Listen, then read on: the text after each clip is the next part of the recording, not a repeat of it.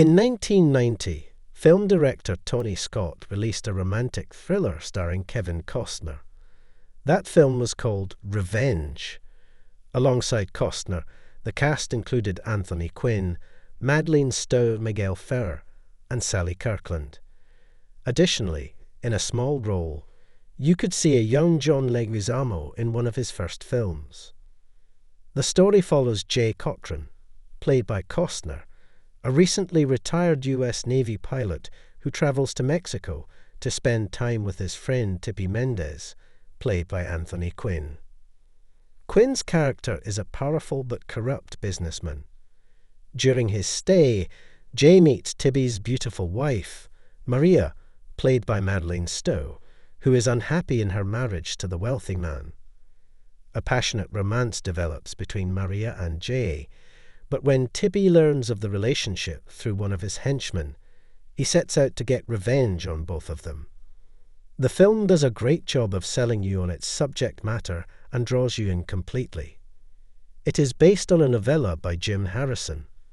Filming took place in Mexico, with Anthony Quinn playing this brutal millionaire who rules his own empire, surrounded by hitmen, but who lowers his guard to allow his friend Jay into his inner circle. This friend, played by Costner, had once saved his life during a hunting trip. Cochran wants nothing to do with Tibby's unsavory business, and is simply there to visit his cabin and take a vacation after leaving the service. Everything changes when he meets Tibby's young wife, the beautiful Madeleine Stowe. Jay and Maria fall in love at first sight, and he decides to stay at Tibby's sprawling hacienda, and they go on another hunting trip together. All these initial sequences make it clear that Quinn's character has deliberately decided to lower his ruthless guard to allow his friend into a place where most people do not get access. Once the affair begins, it becomes evident to any viewer that Tibby's men know everything that happens within miles of his house. We see Maria making compromising phone calls that she should have known would be tapped, and then she and Jay decide to meet at a local airport. They might as well have taken an ad out in the paper, making their intentions as blatantly obvious as they were. There are the usual steamy sex scenes, including one in the front seat of a jeep moving at more than 30 miles per hour. Eventually, Tibby's men burst in, surprising the lovers, capturing Maria and beating Jay nearly to death. The only reason Costner was able to film Field of Dreams was because Revenge was delayed several times. Costner liked the Field of Dreams script, but was so frustrated with the delays on Revenge that he finally decided to do Field of Dreams first. There was some pushback, but Costner promised to do Revenge as soon as Field of Dreams wrapped. The project was originally developed by New World Pictures, but the decision to hire Costner and Tony Scott raised the budget above what this small independent production company could afford. That's when Columbia stepped in and agreed to fund the lion's share of the budget. Jim Harrison's original novella, published in 1979, made the film version of Revenge a hot property in Hollywood, with numerous directors interested over the years, including John Huston, Sidney Pollack, and Jonathan Demme. When John Huston was attached to the project, he didn't want Kevin Costner as the lead, but after Costner's success with The Untouchables in 1987 and then Bull Durham in 1988, he became powerful enough in Hollywood to produce it himself, which was his original intent.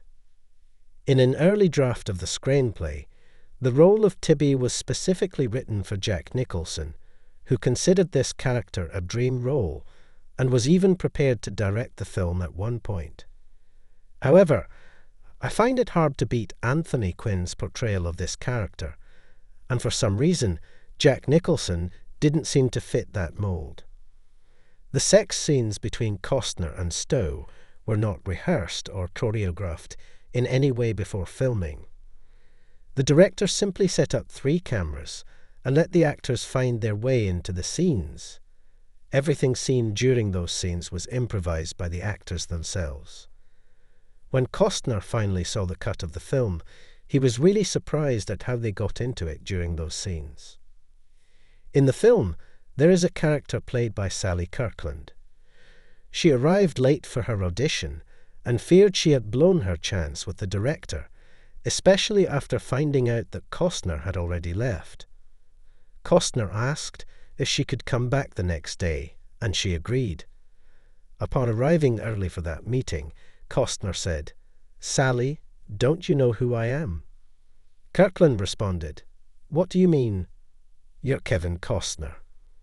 He then reminded her that he had been a stage manager when Neil Young directed her and Dennis Hopper in the movie Human Highway. It turned out that Costner remembered her from that time and was the one who recommended her for the film. What makes Sally really stand out is a dubious honor she holds. In 1968, she was in a stage play called Sweet Eros, which caused a sensation when it opened in New York, because Kirkland, the female star, was nude almost the entire length of the play, which lasted about 45 minutes. Due to this play, she claimed to be the first actress to perform completely nude in a legitimate New York theatre. I have to admit she does a great job in this film. She is a little-known actress, but she really stands out in this production. I recommend going back and watching this Costner film. I really enjoy it. Here we finish. Thank you for your attention. Like and subscribe. There are many interesting things ahead. Good luck.